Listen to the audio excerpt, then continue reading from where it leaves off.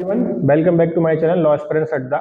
आप लोग वीडियो देखिए और उसको प्लीज सब्सक्राइब करें और शेयर करें, क्योंकि आप लोगों का जो पीसीजे का पेपर है वो आपका बहुत ही नजदीक है और अगले महीने आपके 12 फरवरी को होने वाला है।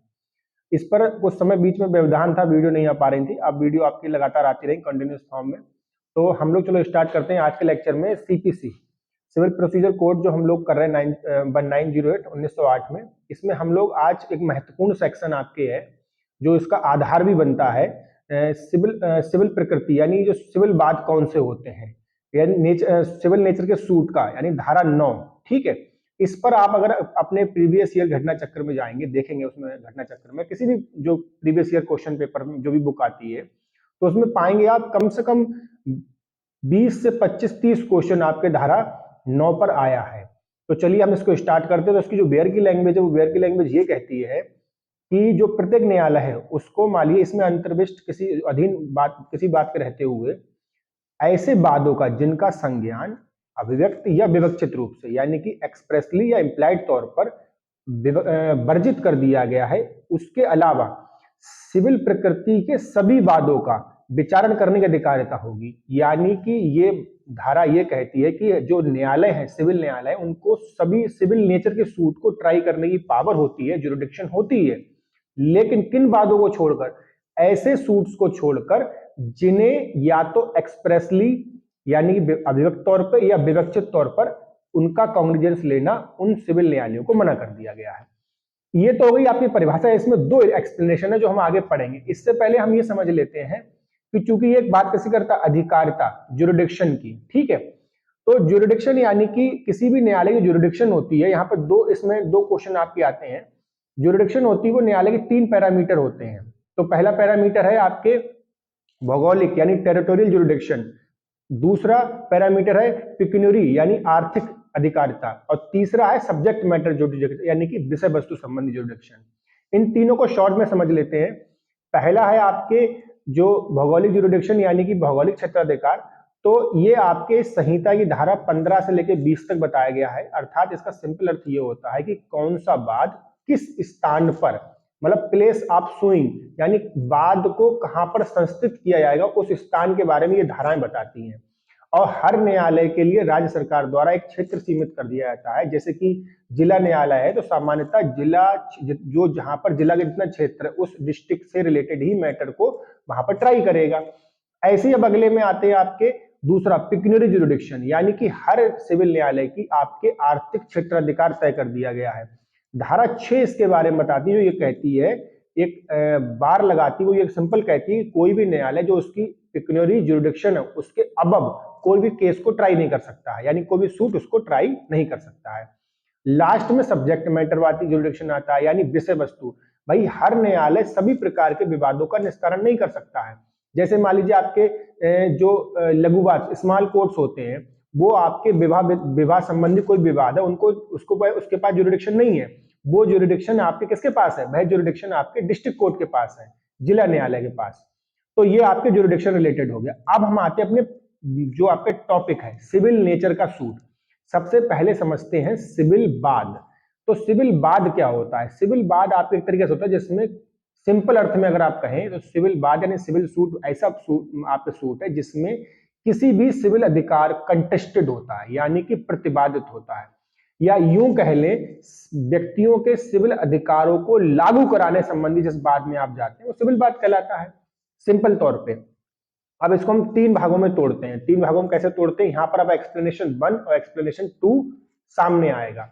आप कैसे समझते, इसको समझते, देखिए सोसाइटी में लोगों के बहुत से राइट्स होते हैं।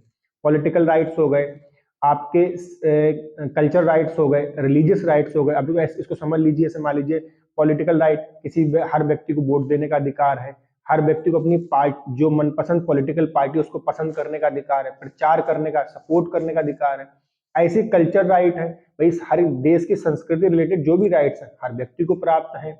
ऐसे रिलीजियस राइट भी हैं, धार्मिक तौर पर भी उसके राइट प्राप्त हैं। लेकिन सिविल राइट कैसे होते हैं? सिविल राइट आपके यानी जो ऐसे प्राइवेट अधिकार होते हैं किसी व्यक्ति के, जो उसके जीवन को, ध्यान रखिए इस बात को, जीवन को सुचारू रूप से चलाने के लिए, बेहतर तरीके से चलाने के लिए आवश्यक होते हैं। जैसे आपके भाई जैसे मान लीजिए पूजा करने का अधिकार हो गया, जैसे मान लीजिए किसी संपत्ति को पजेस या ऑनर यानी संपत्ति को स्वामित्व रखना या कब्जा रखने का अधिकार हो गया, या मान लीजिए आपके मैरिज संबंधी जो राइट है यानी विवाह संबंधी जो अधिकार है वो सब आपके सिविल प्रकृति के राइट माने जाएंगे। ठीक है, अब आते हैं इससे आगे बढ़कर, जो यहां पर एक्सप्लेनेशन 1 पहले काम आएगा। अब ये एक्सप्लेनेशन 1 क्या कहता है, वो ये कहता है कि मान लीजिए किसी, अब हमें समझेगा सिविल बात समझ लिया, अब सिविल नेचर समझना, क्योंकि धारा 9 ये कहती है सिविल नेचर यानी सिविल प्रकृति की सब बात कर सकता है ट्राइब। अब सिविल नेचर ने इसके दायरे को बढ़ा दिया है, तो इसको हम समझते हैं एक्सप्लेनेशन 1 में। एक्सप्लेनेशन 1 कहता है कि यदि किसी बाद में धार्मिक संबंधी पद संबंधी या संपत्ति संबंधी कोई अधिकार कंटेस्टेड यानी प्रतिवादित है, तो इस बात के होते हुए भी कि ऐसा अधिकार किसी धार्मिक कृत या प्रश्नों के विनिश्चय पर पूर्ण रूप से अविलंबित है, फिर भी ऐसा वाद सिविल प्रकृति का वाद कहलाएगा। यानी और लास्ट एक्सप्लेनेशन उसका यह कहता है कि इस पद से संबंधित चाहे वो किसी विशेष स्थान से जुड़ा हो या उससे कोई फीस जुड़ी हो या ना जुड़ी, उससे कोई मतलब नहीं है।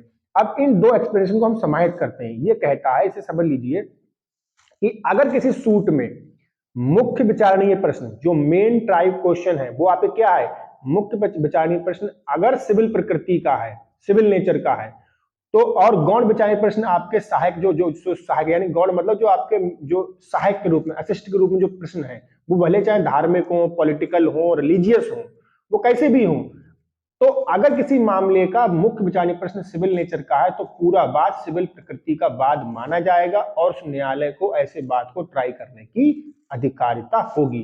धारा 9 का एक्सप्लेनेशन ये कहता है। इसको हम एक एग्जांपल समझ सकते हैं। जैसे मान लीजिए पॉलिटिकल राइट के संबंध में, मान लीजिए किसी सूट में ये बात आता है कि एक व्यक्ति चूंकि किसी एक स्पेसिफाइड पार्टी को सपोर्ट करता है, इस वजह से उसे वोट डालने से रोका जाता है और राइट टू वोट उसका सिविल राइट है।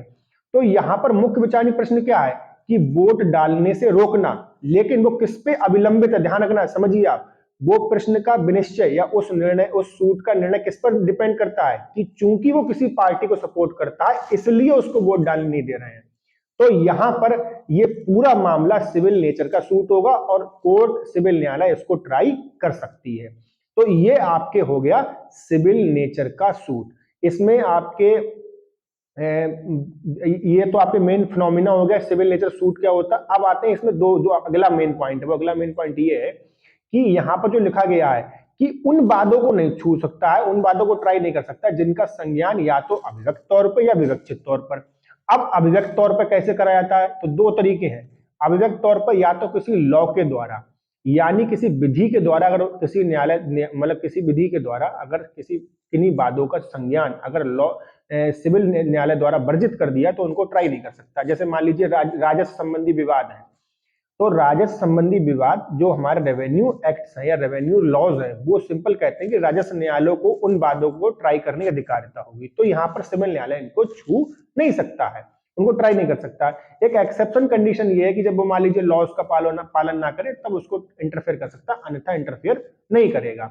ऐसे ही मान लीजिए विशिष्ट न्यायाधिकरण यानी कि स्पेसिफिक जो ट्रिब्यूनल्स हैं उनको अगर किन्हीं मामलों पर अधिकारिता दे दी गई है तो सामान्यतः वही उसको सुनेंगे, उन मामलों को।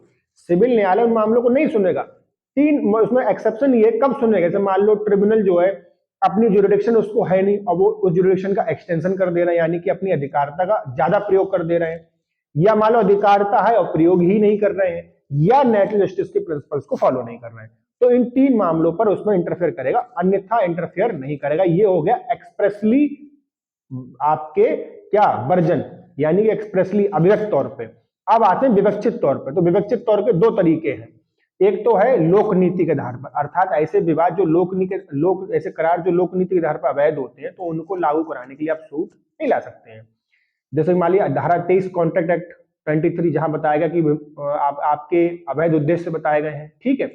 ऐसे अब इसमें दूसरा पॉइंट है आपके राज्य की संप्रभु शक्ति में किए गए कार्य, अर्थात अगर दो राज्य जो एक्ट ऑफ स्टेट जो होता है आपके, तो सामान्यतः क्या होता है दो तरीके से दो स्टेटस से काम करता है। जब राज्य अपनी सॉवरेन स्टेटस में काम करता है तो कोई भी कार्य करेगा तो उसके खिलाफ केस फाइल नहीं कर सकता है, लेकिन अगर मान लीजिए उसके सॉवरेन स्टेट के खिलाफ अलावा वो कोई काम करता है तो फिर उसमें आप राज्य को पार्टी बना सकते हैं। तो ये आपके धारा 9 का पूरा क्या हुआ, पूरा मैटर हुआ। अब यहाँ पर प्री के लिए जो लास्ट में सिर्फ 2 मिनट समझना है, वो ये समझना है कि क्वेश्चन क्या पूछ सकता है। तो भाई सिविल नेचर सूट का है धारा 9 में, वो आपको मैंने कंसेप्ट समझा दिया। अब लास्ट में क्या पूछ सकता है, लास्ट में पूछ सकता है कि सिविल नेचर के सूट होते कौन से हैं। तो ये लिस्ट दी गई है, हर किसी के पास होगी भी, नेट पे भी उपलब्ध है, आप इसमें पढ़ लीजिए। पूजा करने का अधिकार, किसी प्रकार के धार्मिक जुलूस हो उनमें जाने का अधिकार, वोट देने का अधिकार, मुर्दा दफनाने का अधिकार, संविदा के विशिष्ट पालन का अधिकार, क्षतिपूर्ति का अधिकार, ये और आपके किसी वेतन के बकाया को पाने का अधिकार, ठीक है।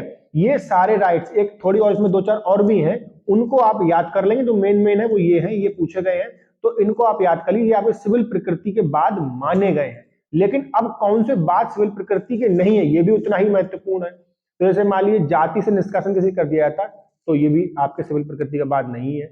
या मान लीजिए कोई सिर्फ गरिमा के कोई पद, जो सिर्फ उसमें पद की गरिमा जुड़ा कोई बाद है। जैसे मान लीजिए इसमें केस है, इसमें एक जो आपके स्वामी जी होते हैं, उनको किसी विशेष दिन पर पालकी में नहीं बैठाया गया, तो उन्होंने कोर्ट में केस फाइल, तो कोर्ट ने कहा कि ये सिविल नेचर का सूट नहीं, क्योंकि ये सिर्फ आपके सम्मान, रिस्पेक्ट, गरिमा जुड़ा हुआ केस है, तो इसमें कोई सिविल बात नहीं माना गया। तो अगर कोई पद की गरिमा है तो वो भी इसमें केस नहीं माना जाएगा। तो ये आपके क्या है, ये आपका पूरा धारा 9 है, बहुत इंपॉर्टेंट है, ध्यान से पढ़िएगा। धन्यवाद।